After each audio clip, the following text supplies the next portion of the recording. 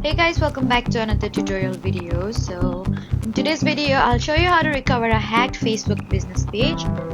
So if you've lost control of your business page, then just follow along. First, log into the Facebook account that previously managed the page, and if you still have access, open the page setting and review the list of admins and people with Facebook access. Then remove any unfamiliar admins or users immediately. Next, change your Facebook password and enable two-factor authentication to secure your account. And if you've been removed as admin or completely lost access to the page, then you need to visit Meta's official help center and report that your page has been compromised.